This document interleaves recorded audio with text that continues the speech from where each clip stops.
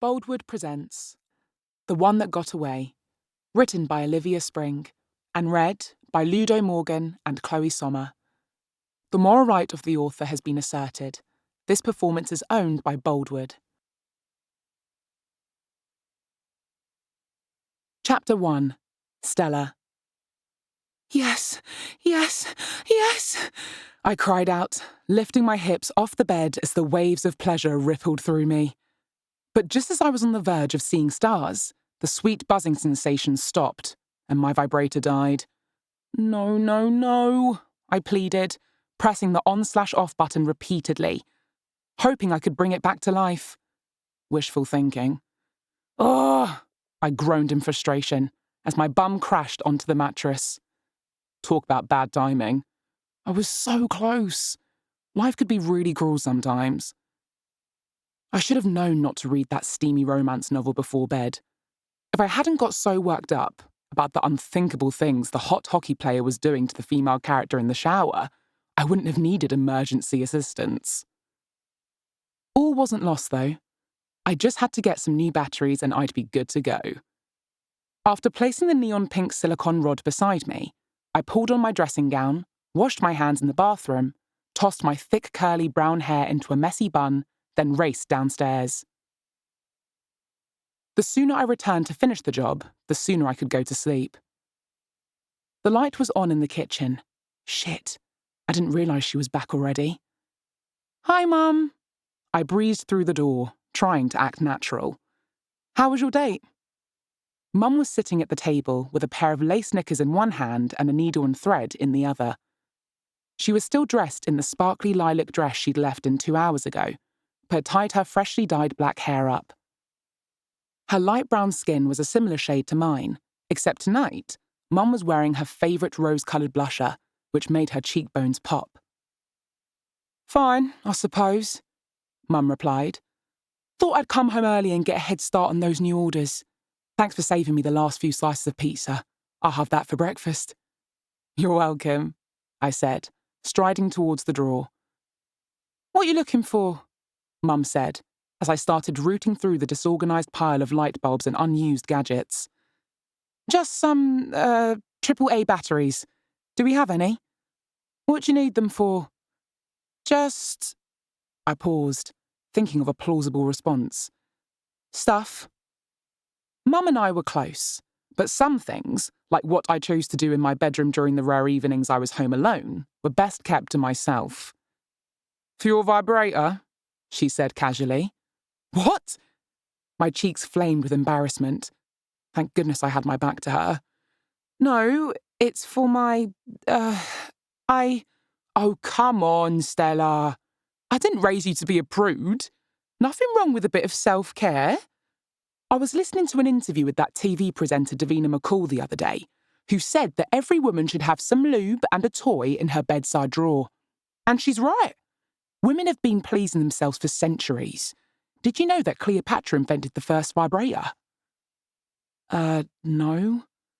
Apparently, she filled a container with bees and all their angry buzzing made it vibrate. Then she put it on her... Mum!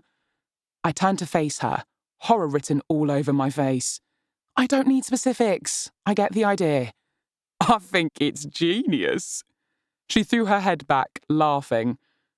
But you wouldn't need buzzing bees or batteries if you found yourself a decent man. Give me a break, I sighed, sensing another lecture was coming. What? I'd love grandkids whilst I'm still young enough to enjoy them. And as advanced as your Waterfall Turbo 3000 is, I'm pretty sure it doesn't have the ability to impregnate you. She laughed again. Not funny.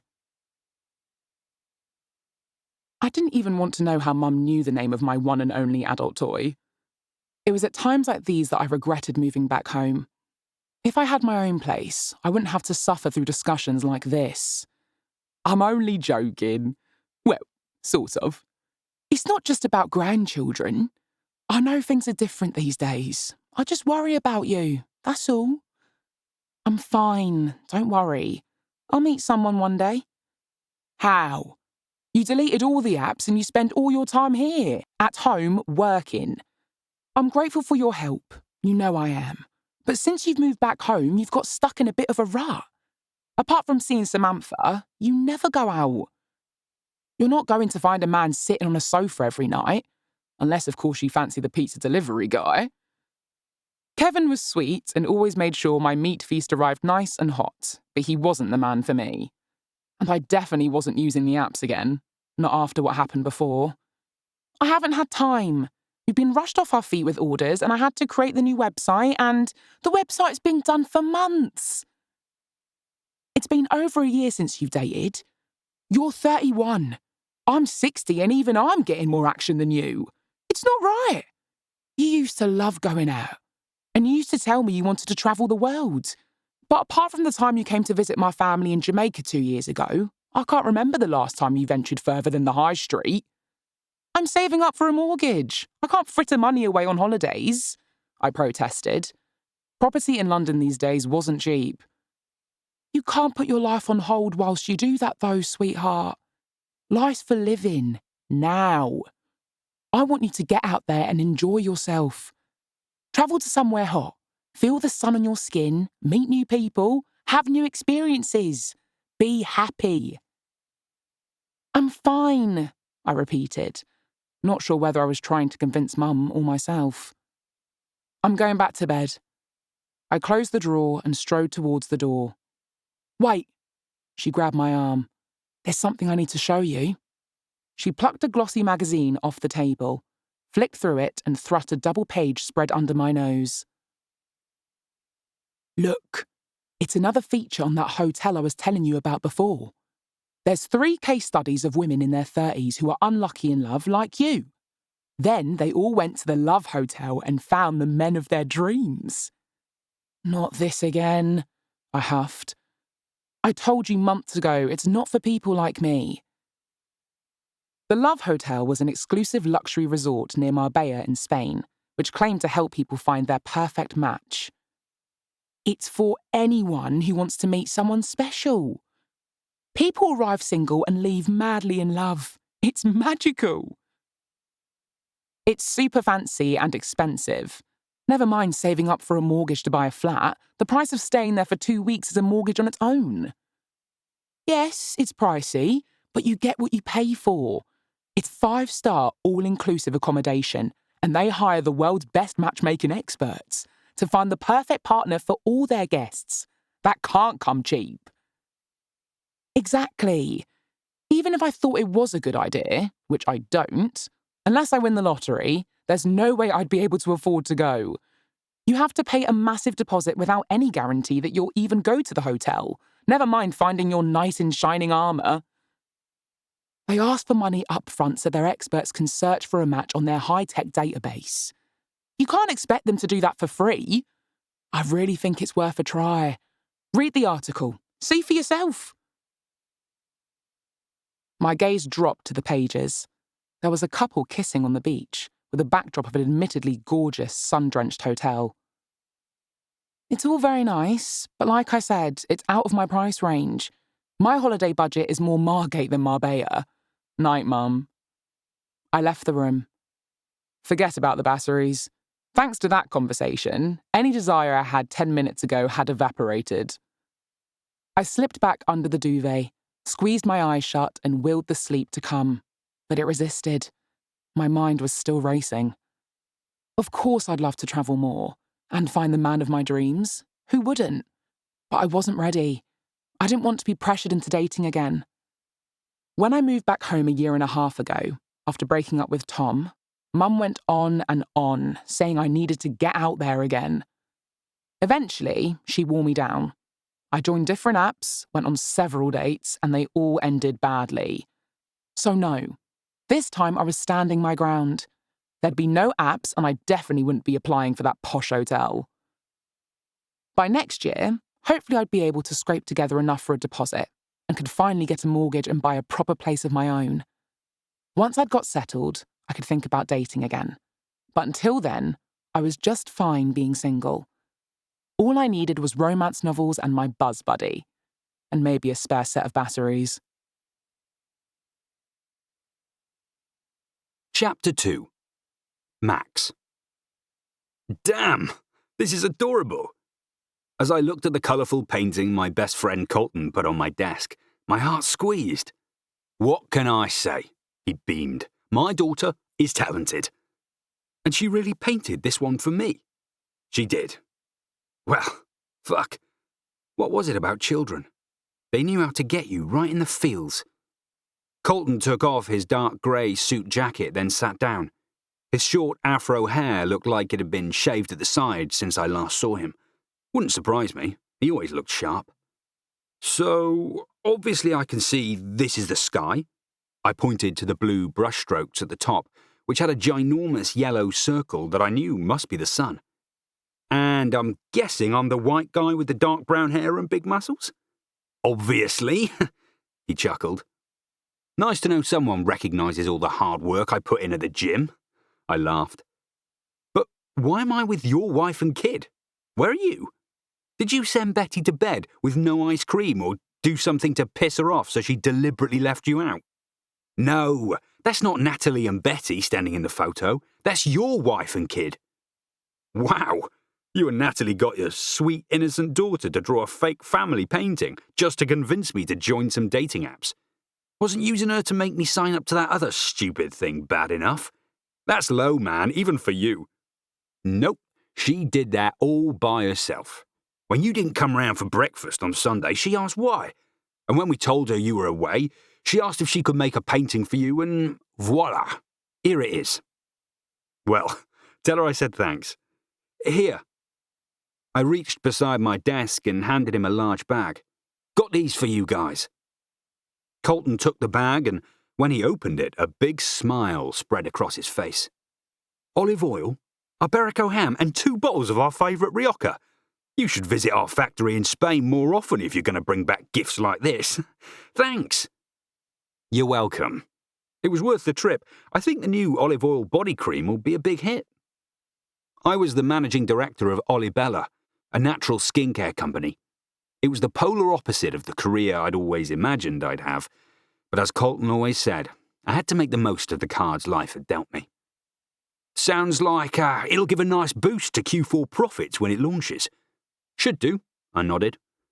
As well as being my best friend, Colton was our financial director, so success for him was always measured in numbers and the bottom line. Oh, and there's some souvenirs in the bag for Betty too. Couldn't forget my goddaughter.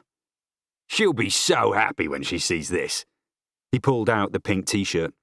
You could be happy too if you stopped being such a workaholic. I'm not a workaholic. What time did you leave the office last night? Can't remember, I lied. But it wasn't before 10. I definitely wasn't going to tell him it was just before midnight. I had stuff to catch up on. That's what happens when I'm away from the office. The work piles up and it's not going to get done by itself. That's why you have staff. Like I keep saying, you need to delegate more. Then you'd have time to get a hobby and a life. All this working isn't healthy. I am healthy. And I already have a hobby. I go to the gym. Yeah, the one you had built here in this office building. I'm talking about a hobby outside of these 4 walls. Apart from coming to my place, I can't remember you going somewhere that wasn't work-related. When was the last time you had fun, took a holiday or dated? Not this again, I sighed and undid the top button of my crisp white shirt. It had suddenly got hot in here. I don't have time. You do, and you know it. I'm running a business. I owe it to Mum to make it a success. It already is. She would have been so proud of what you've achieved. Everything's running well here. You don't have to work 24/7 anymore. Take a break. You haven't had a proper holiday in years. Hello? I was in Spain just last week. That's how I brought you the stuff you're holding right now. That was for business. I'm talking about a holiday for pleasure. Remember that word? Of course I do. I didn't. He was right. It had been a while. Come on. Just one dating app. That's all I'm suggesting. Or I can ask Natalie to set you up with one of her single friends. Just do something. I already signed up to that stupid hotel thing after you blackmailed me. And look how that turned out. Waste of money. It's only been 2 months. There's still time. Yeah, right. I rolled my eyes. Anyway, It doesn't matter. Not everyone wants the whole marriage and kids thing. I'm happy that works for you, but that life isn't for me. Colton and I had been friends since we were teenagers, and for as long as I remembered, he'd always wanted that lifestyle. It suited him, too. One Sunday morning, he'd invited me around to his place for breakfast. When I arrived, he was sitting around the table with Natalie and Betty, laughing and joking. They looked like they were starring in a TV commercial advertising the perfect family life, and I told them so. He'd wrongly assumed that my comment meant I wanted the same thing, and before I knew it, Natalie had whipped out an article from one of the Sunday newspaper supplements, gushing about some place called the Love Hotel. Minutes later, the website was on their iPad, and they were signing me up. There was still a chance I could have backed out, but then they used the ultimate low-blow tactic, their adorable 6-year-old daughter, Betty. They asked her if she thought I'd make a good dad, and she said in her cute voice, "Uncle Max would be the best, Daddy." "So, do you think you should go to the lovely hotel in the sunshine and find a nice lady to marry so we can be happy and make babies?" they'd asked her. I immediately wanted to object and remind them that this wasn't the Dark Ages. People didn't have to get married and have kids to be happy. I wanted to say that joy came in many forms, and I was just fine with my bachelor life. But I didn't get the chance. "Yes!" Betty had cheered, flashing her toothy grin, then throwing her arms around me. I was only human. How was I supposed to say no to that? Less than 30 seconds later, I was handing over my credit card and it was too late to go back. But that was months ago, and we hadn't heard a bean. Other than the automated email to say they'd got my details and would be in touch. If it meant I got Colton off my back about finding a girlfriend, it almost would have been worth paying the hefty £1,000 deposit. But that was wishful thinking, because here we were again, having the same conversation about my non-existent love life. It's still early days. They keep your details on file indefinitely until they find you a match that they know you'll be perfect for. "Sure," I said, my voice dripping with sarcasm. "I think it's good that they do it that way instead of taking the full amount, inviting you to the hotel, pairing you up with someone incompatible, and then, when it doesn't work, just shrugging their shoulders and sending you home. At least you know that, when you hear back from them, it's going to be worth making the trip." If you say so. Just picture it, 2 weeks away from the office, switching off completely from work, relaxing in paradise, enjoying some sun, sea, sangria, and if you just happen to meet your perfect match there too, that'd be the cherry on top. "Anyway," I said, eager to change the subject, "has the new shipment of body oils come in yet?" "Yep, arrived last night. The warehouse are going through the delivery right now." "Great. I've got a meeting now with marketing about the beauty show in Dubai and the branding for the new range. I know marketing isn't my forte, but I didn't like those designs that company sent over." "Me neither. Too dated. They've got complacent. Maybe it's time to switch things up a bit. Start looking for someone else to do our branding." "Yeah. What you got planned for the weekend?" "A few of us are going to the Liverpool versus Arsenal game. I've got a spare ticket if you..." "Can't," I jumped in. "Got plans." "Really? What?" "Doesn't matter." "Come on. I know it's not easy, but I really think if you try, it'll be good for you." "Drop it, okay?" I snapped. "Sorry, I didn't mean to." "No worries. I know it's still a sensitive subject. Even after all these years, I'm just trying to help." "I know." "Same goes for the whole travelling and dating thing. Maybe I'll call the Love Hotel people to see if there's any news. You're my best mate. I want you to be happy. There's more to life than just work. If you just..." "Bye, Colton." I picked up my phone and headed towards the door. I loved him like a brother, but I couldn't listen to him repeat the same "you need to get a life" spiel again. "See you at lunch," he called out. "Okay." All through the meeting, I was distracted. That conversation with Colton had stirred up a whole hornet's nest of thoughts I didn't want to discuss. He'd picked my least favourite topics of conversation: dating and football. Even now, I hated talking about them. Don't get me wrong, it wasn't like I hadn't been with a woman in years. When I needed to let off steam and the gym wasn't cutting it, I'd hook up. It'd only ever last one night, though. Usually I preferred to do it when I was travelling, because there was an understanding that it was temporary. I was just passing through town on business, so it could only ever be a one-off, and that's how I liked it. After the way my one and only serious relationship ended, it was clear I wasn't cut out to have them. I didn't deserve to. I always screwed things up. I couldn't hurt anyone else. And, like I said, I was busy running a business. I had big plans to expand overseas, which would take up more of my time. A lot of people depended on me for their salaries. If I was off my game and the company failed, my employees wouldn't be able to pay their rent or take care of their families, which was something I took seriously. And as for the whole football thing, I couldn't even think about that. Football used to be my whole world, my everything. But not anymore. When I returned to my office, Colton was sitting on my black leather sofa with a smile the size of Asia across his face. "Someone's happy," I said. "Did we get a big order?" "Nope. I've got great news." "Come on, spit it out." "You know I said I was going to call the Love Hotel to follow up?" "Yeah," I groaned. "I didn't need to, because look at this." He jumped up and flashed his phone in my face. "Natalie just forwarded it to me." I grabbed the phone and looked at the screen.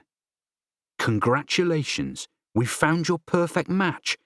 You are cordially invited to join us at the Love Hotel to meet the woman of your dreams." "Wait, what?" "They found your soulmate. It's on, baby. You're going to the Love Hotel. Next week. It's finally happening."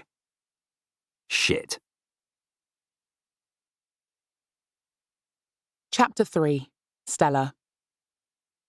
"Are these ready to package up?" I asked Mum, pointing to the 2 lacy thongs. "Yep, all good to go." I put on a fresh pair of plastic gloves and plucked them from Mum's workbench. We ran a small business called Pretty Little Kitty, which provided personalised handmade underwear. Some of it was standard frilly knickers, but our biggest earners were the custom lace thongs, which could be personalised with a name or short phrase in crystal letters. I glanced down at the items to see what the customer had chosen. Along the back of the black thong was the word Daddy, and on the red thong it simply read, Mine. Okay then. I'd worked with Mum for 18 months, so I was used to the different requests that came through. Some just had the name of the recipient or their partner, but others, like this order, were a little naughtier. "I'll get started on these now so they're ready to take to the post office later. By the way, your laptop's been pinging. Want me to check your emails?" I knew it couldn't be more orders because they always came straight through to my computer. As the business started to grow, Mum struggled to manage it all. So when I got laid off from my graphic design job, I'd offered to come and help. With the market being more competitive than ever, finding a new role was hard. So moving back home with Mum and working alongside her seemed like the logical solution. So far, I'd given her website and marketing materials a complete overhaul, which I'd enjoyed, and I'd set up some new systems for managing orders, so that everything ran more smoothly. "Don't worry, I'll go. I need a break." "Tea?" I asked. "Love one." Mum left the workshop, which used to be her dining room, and headed to the living room where her laptop was resting on the sofa. Just as I was about to fill the kettle with water in the kitchen, I heard Mum scream. I dropped the kettle on the counter and raced to find out what was wrong. "What happened?" I rushed over to her. "Are you okay?" Mum started jumping up and down on the spot. "Yes, I'm more than okay. I'm amazing!" "What's amazing? Did Ann Summers get back to you about stocking some of our thongs?" "Nope." She continued jumping. "Have you heard back from Love Honey? Are they interested?" "It's much better news than that." Now she was doing the dance Carlton from Fresh Prince of Bel-Air used to do. Very badly. "Are you going to keep jumping up and down like a lunatic, or are you actually going to tell me what this amazing news is sometime this century?" "Don't get upset with me." She paused. "But I did something that you might not be happy with right now, but I'm sure it'll all work out in the end. You just have to trust me." What are you going on about? Do you promise not to shout or get angry if I tell you? I'd need to know what you've done first before I do that. Okay. She sat down and patted the space beside her. Sit. I did as she asked, my heart racing. So you remember I was telling you about the Love Hotel? Mum. I blew out an exasperated breath. I've told you 1,000,000 times I'm not interested. Well, I might have applied already on your behalf a few weeks ago, just on a whim, to see what would happen. But the deposit's £1,000. We need a new sewing machine and computer. You can't throw away that kind of money. My one and only child's happiness is priceless. And I'm a grown woman. I can do what I want with my savings. So anyway, I applied, and look! She turned the laptop to face me. They've accepted you! They found your perfect match! Isn't that brilliant? She danced around in her seat. What? I blinked rapidly, trying to register what was on the screen. You've got a place at the Love Hotel! They found you a hot, sexy man who's your Mr. Right! Isn't it amazing? I froze and swallowed the concrete lump in my throat.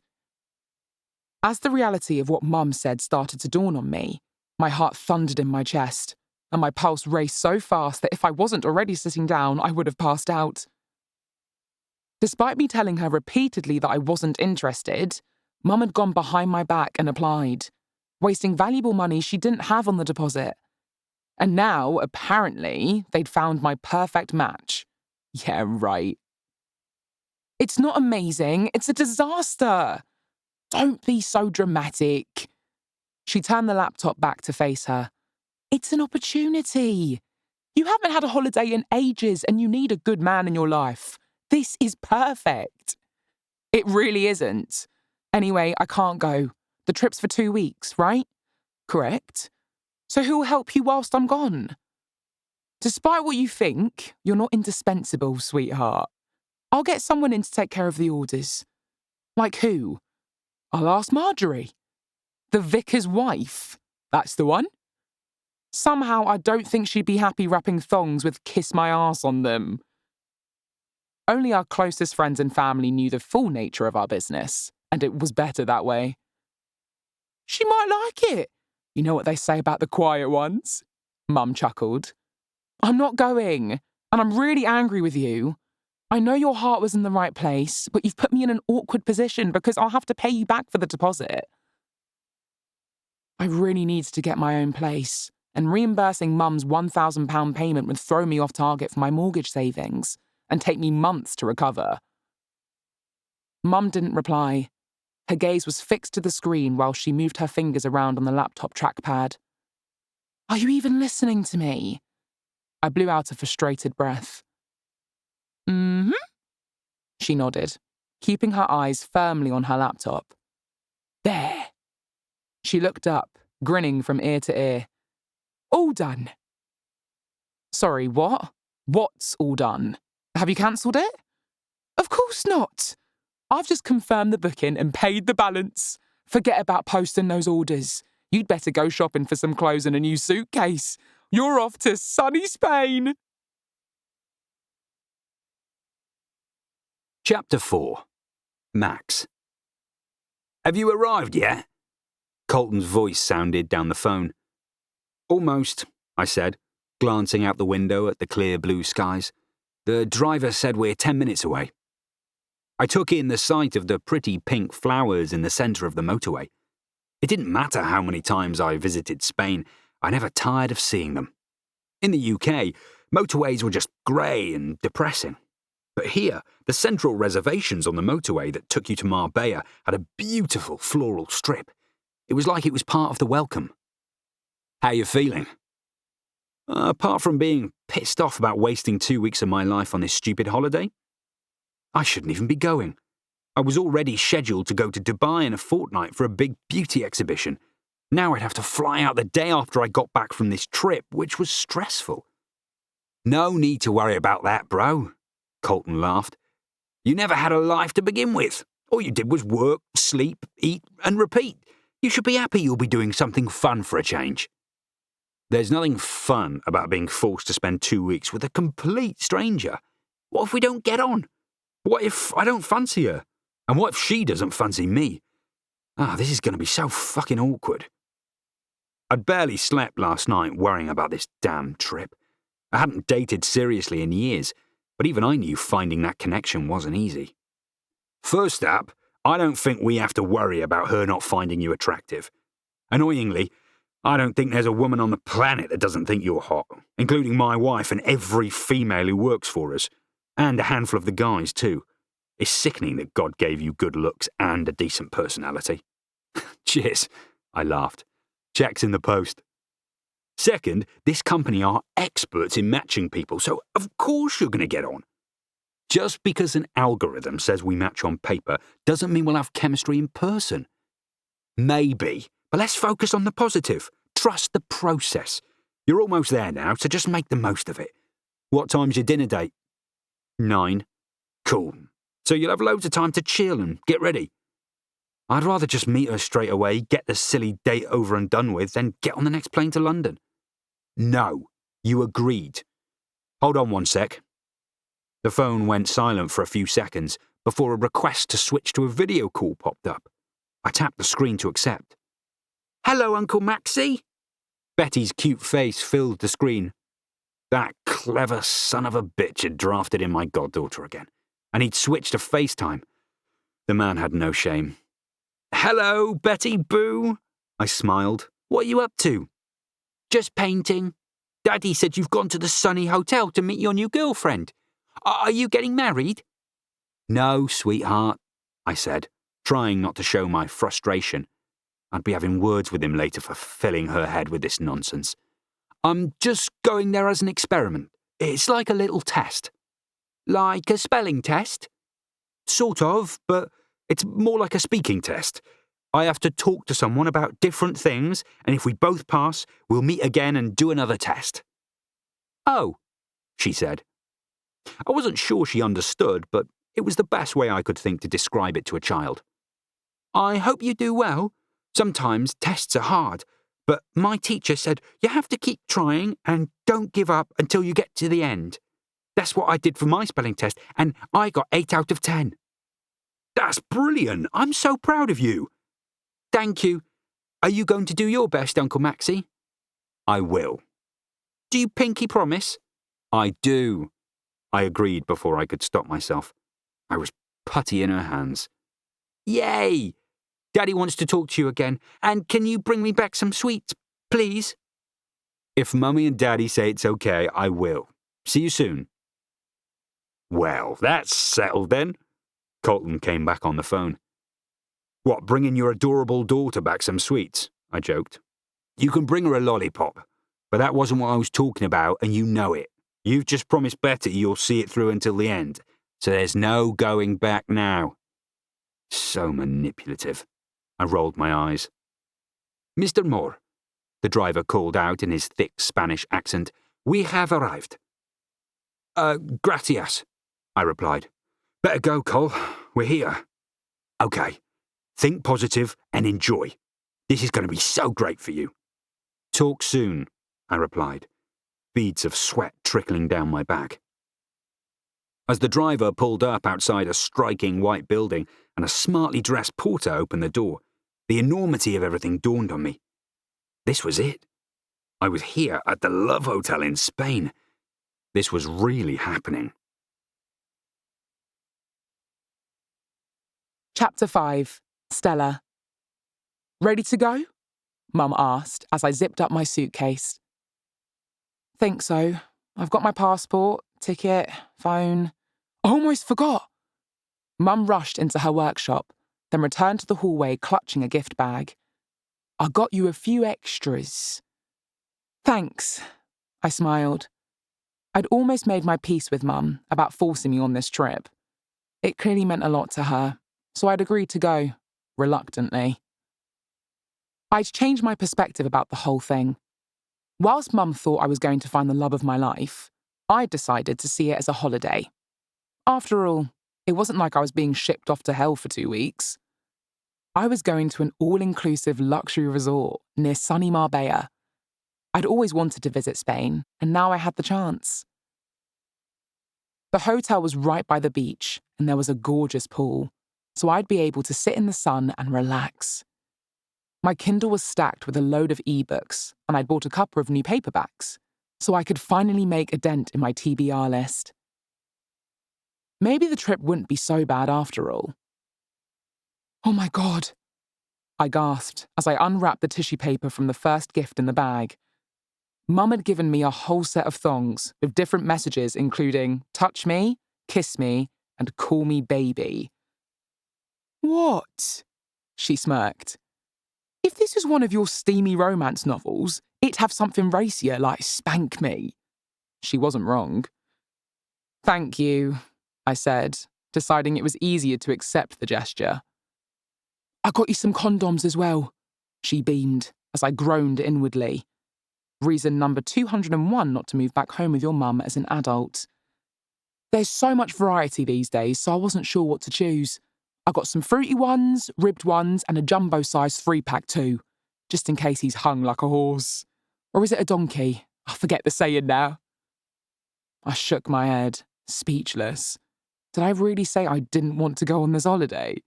The sooner I got out of here, the better. Thankfully, the flight went smoothly, and I was now in a fancy chauffeur-driven car the hotel had arranged, minutes away from arriving at the resort. My heart raced and a million questions flooded my brain as the reality of what was happening hit me. In just a few hours, I'd be meeting a man. Going on a date for the first time in what felt like 13 years rather than just 13 months. Once it was clear that I couldn't back out of the holiday, I decided that if I had to go, I'd be more comfortable if I was prepared. So I'd gone to the salon and been waxed within an inch of my life, had a new haircut, and even had a mani-pedi. Something I hadn't done since, well, probably never. And I'd got a gorgeous new bikini and a few summery dresses. If I was going to meet the supposed love of my life, I had to be prepared. I'll admit, I was a teeny bit excited. I'd spent the last 2 weeks reading every review and case study for the Love Hotel that I could find online, and they had a fantastic reputation. The magazine articles had featured the impossibly good-looking couples that had found success there. But there were also more average-looking people, like me, who'd found partners too. It was weird to think that after years of wondering if I'd ever find love again, now I had a real chance of discovering that needle in a haystack. A man that I wouldn't otherwise have found if I hadn't been put in touch with a team of dating and relationship experts. Plus, my match would have been vetted, so there wouldn't be any horrible surprises, like the last guy I dated, who conveniently forgot to tell me he was married until our 4th date.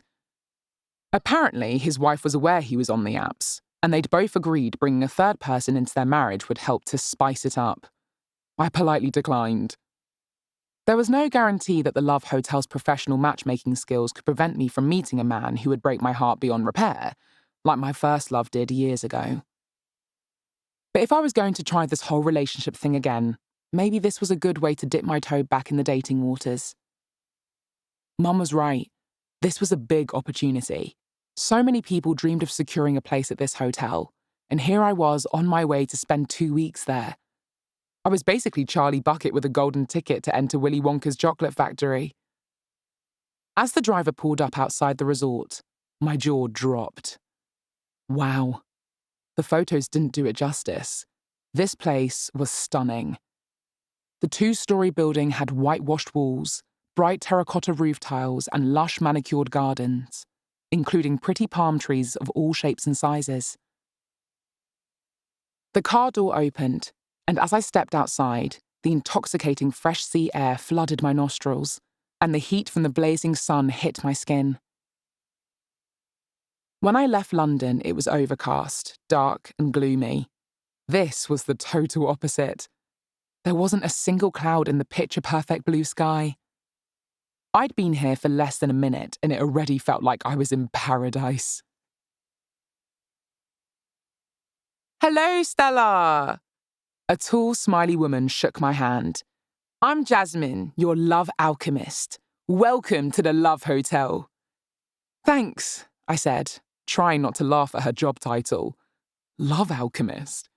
How does she even say that with a straight face? Jasmine had brown skin and shiny jet black shoulder-length hair.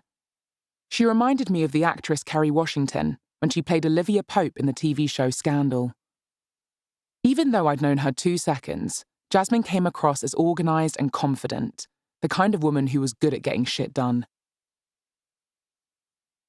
She was pretty and immaculately dressed in a white blouse with a fitted electric blue skirt, which matched the colour of the plant pots decorating the walls. I assumed it was a uniform because the other staff members I saw milling around were dressed in the same colours. Simon here is our suitcase superintendent. He will ensure your luggage is taken to your room. Follow me and we'll get you checked in. Jasmine led me through the door to the elegant reception area.